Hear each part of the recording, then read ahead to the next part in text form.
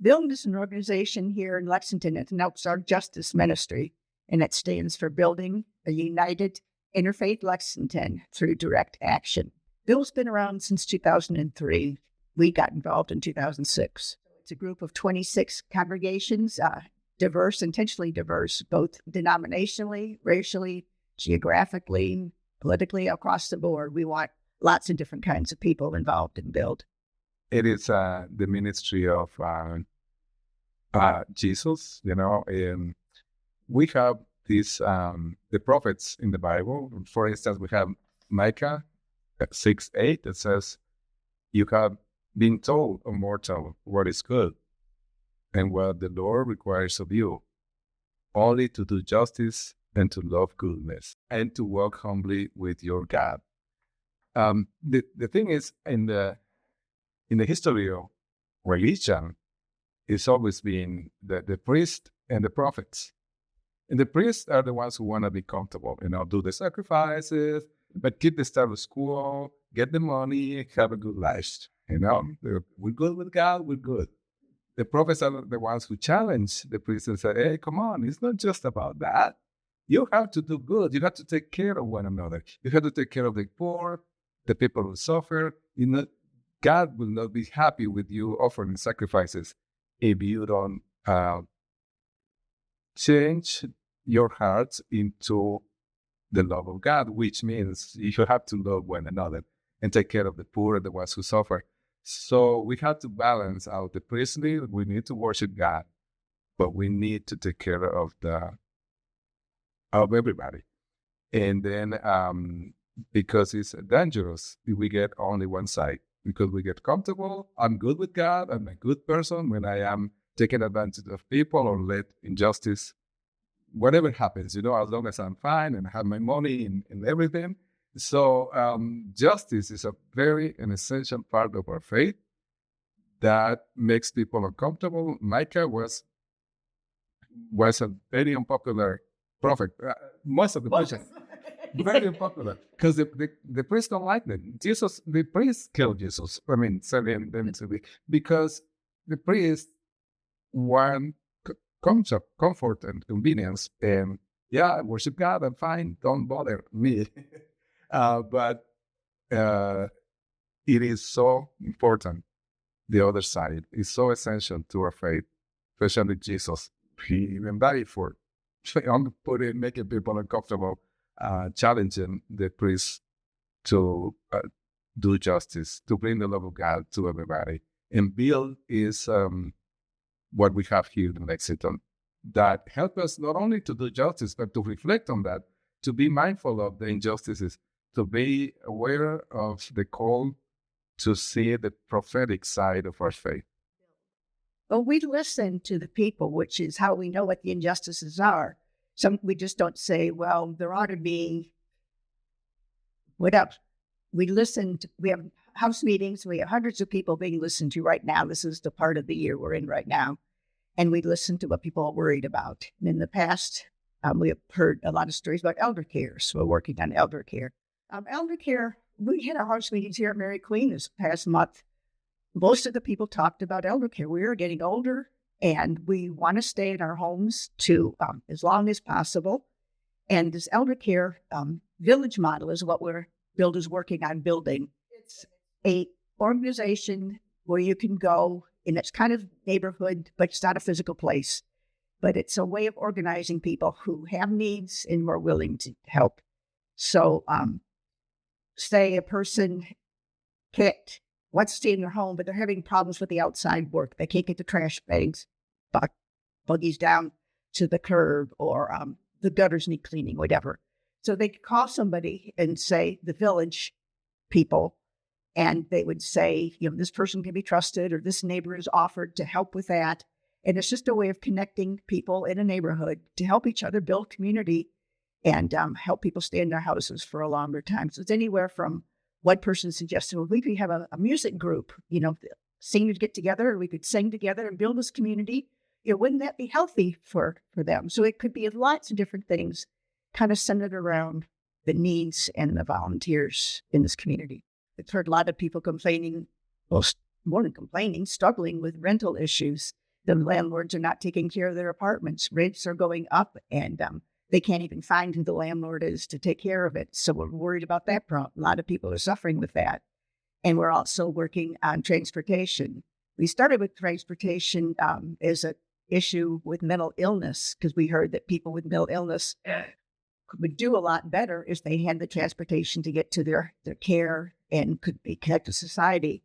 And then we learned that lots of people in Lexington don't have transportation. The elderly are isolated often because they don't have transportation. People could get to jobs if they had better transportation. So it became a much bigger issue as we researched it. We researched the problems and looked for solutions. So that's how we know what to work on, is we listen to the cry of the people, literally. Sometimes we'll go to an official and, we'll tell what the problem is. They say, we know what the problem is. I said, no, we've talked to the people. This is the problem. And that gives us a lot of credibility, because what one of the council people said the other day, when bill comes to the council, they don't just come with the problem, they come with the problem and a solution. And I just thought that was really powerful. That's true. There's different levels of being involved. I'm a team member, and there's 5 team members. And then each of us has Justice Ministry Network members that we invite to our house meetings. We listen to them, and they commit to coming to several meetings throughout the year. And then we have the big Nehemiah Action, and then they invite people to the Nehemiah Action. So there's lots of different levels of interest that you can have. I mean, I'm involved in all the research, so I do a lot of stuff.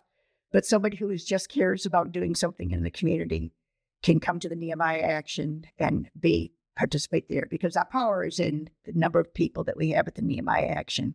So that's one easiest level. If you get invited to the Nehemiah Action, say yes, go. It's a great experience, and you're really contributing to the good of the whole. We say 50-1. The first time I said, what is that? It means we come 52 weekends to church, and one weekend, one day, we go to the Nehemiah Action. So you do 52 to the church and 1 to Nehemiah Action.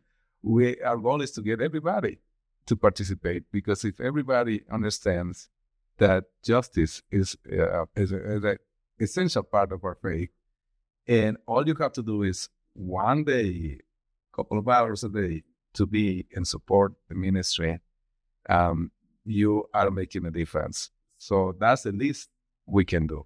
Then, as Kabby said, you can get more involved. There are many things to do. Learning.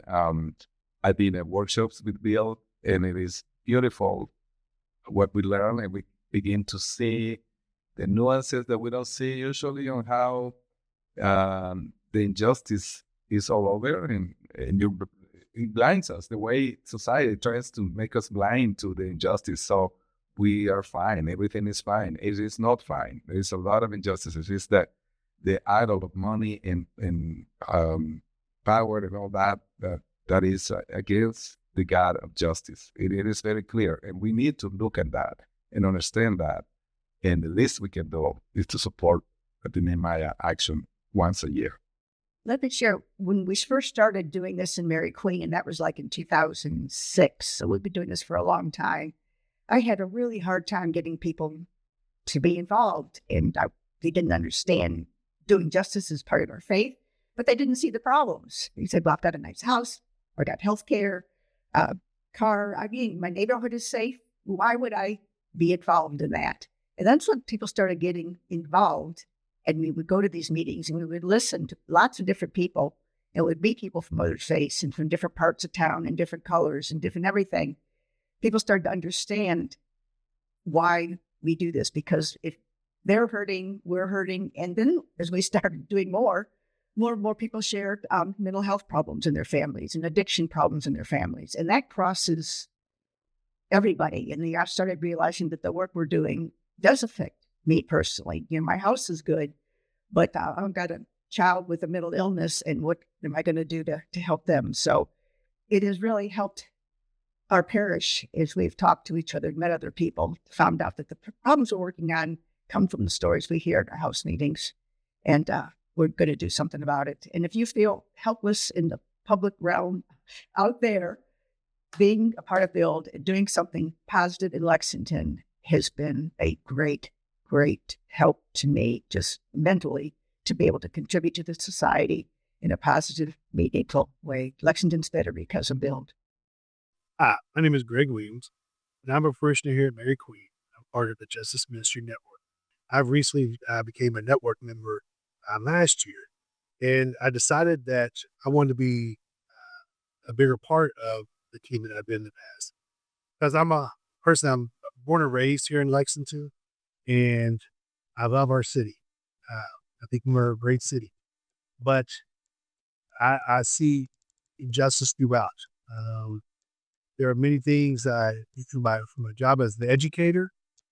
Over the last 30 years, I've seen families that go without food, families that go without adequate housing, without electricity, without heat because of landlords. And being part of the justice ministry team and working through Bill allows us to address those kinds of issues. My family, my siblings have gotten older, and they are going to Social Security, and down that avenue right now. And because of the limited funds they have, it's hard to find a place to live that is that's a good safe place. So that's part of the things that the Build Network has addressed in the last couple of years. They really hit home with me. They hit home with my family. They hit home with friends, with the students that I had at school. So it's for me to help give Lexington the right push to address those. Praise bands come, and we have music about justice. We have people from all over the city. The diversity of it is one of the things that I love the most. We have testimonies. We talk about our problems that we're voting on that time. We have testimonies of people who are experiencing that problem. And then we ask the officials who was responsible for changing that problem. Say we're in housing, we'd have the mayor come and stand before all of us. And for 7 years, the mayor said, no, I'm not going to start an affordable housing fund. But he felt the pressure, and we kept going back to council. We kept going back. And finally, after 7 years, and it was an election year, he says yes. And the good that has done, we've had it going for 7 or 8 years now. And, $365 million has been leveraged in the community for that. We have almost 4,000 homes that have been created. It's been tremendous. And we've even gone back and got more commitment from the city because the need is tremendous. And we're making a difference with that. It's that we haven't solved the problem, but we're making a difference. And so it's all good work, but it takes power to get that kind of movement going. And that's what Build the Nehemiah Action is, a representation of the power of the people. We come together, we show our official that we care. And one story I'd like to share is several years ago, the issue was addiction. And we realized that the women in prison didn't have a treatment program where the men did. And we thought there's an obvious injustice there. And so we talked to the people who put it on for the men, and they said they could do it for the women. And we invited the mayor to come to our Nehemiah Action. And this was Teresa Isaacs. And she said, well, it's not something that, we can afford, and blah, blah, blah, I'm not going to come. And then finally we convinced her to come. And she said, I'm still going to say no. And we said, that's fine. And then right before the Nehemiah Action, she let us know that she would not be there because the women were playing in the NCAA tournament in Chicago, and she was going to go there instead. So we said, okay, well, that's what we're going to tell people. Oh, no, don't tell people. That's what I'm doing. I said, is it true? Yeah. Then that's it. So the morning of the action, she called back and said, I changed my mind. I'll be there. I said, great. She said, I'm still going to say no, but I'll be there. I said, that's what we want. So she came, and she listened to the testimonies, which are powerful, the people who were struggling with this problem. And it would have saved some of the lives if we had had that program. And she said, you're right. This is an injustice. We need to do this. If you'll stand behind me with the council, we'll see that this happens. And she committed the funds. And that program is still in the jails to this day. So how many lives have been saved? I don't know. But it just takes the power of the people and having listened to us. And we've got credibility now. that what we know what we're talking about, and we ask for reasonable things, and it's good. We've done good things at Lexington. COVID really just upset everything, so kind of had to rebuild after. Many churches are too. Things just really changed with COVID. But our goal this year is 1,250, and hopefully we make it. Mary Queen's goal, I think, is 250. So we're going to do our best to work towards 52 on. Well, Kabby said that we have people know Bill now, and we have also some people who don't like Bill. But it's like the prophets. Many people didn't like the prophets, and some people may not like us or don't like what we do, but that's okay. That's part of when you're trying to change things, it's going to happen. So don't worry about that. Jesus said, if you follow me, you will be, will suffer. People will talk bad about you, and people have been killed for Jesus. So if we really love God and our neighbor, we're ready to put up with things, negative things, whatever, that has to come to us because of working for the good of all, and especially for the ones who need it most, because that's what God calls us to do, and we'll do it no matter what. And even though we get in trouble sometimes, that's part of it. And Jesus said, rejoice. Rejoice when you get in trouble for following me, for doing the work of Jesus. So don't be afraid. Sometimes it's uncomfortable, different with some people, but that's part of it. Sometimes with the officials, it's uncomfortable because they don't like to be challenged. They don't like to be told that what they're doing isn't meeting the good. So there's a lot of tension. We do a lot of training with the tension. That's a big part of what we do. When you get real involved, is you're trained to deal with negotiating and researching problems and stuff. So there's a lot to it. So you can get as involved as you want to it. I love it all. This spring, you're going to get an invitation of a Justice Ministry Network member here at Mary Queen to attend Build's Nehemiah Action. It'll be April the 14th, 2026 at Central Bank Center. I just want to invite everybody to be part of Build. As I said, the minimum we can do is to go to Nehemiah Action to support the justice ministry that we're doing. And remember that we do that for the love of God and for the love of our brothers and sisters. We cannot change the whole thing, but we're making a difference, and especially trying to be mindful of the importance of justice as part of our faith.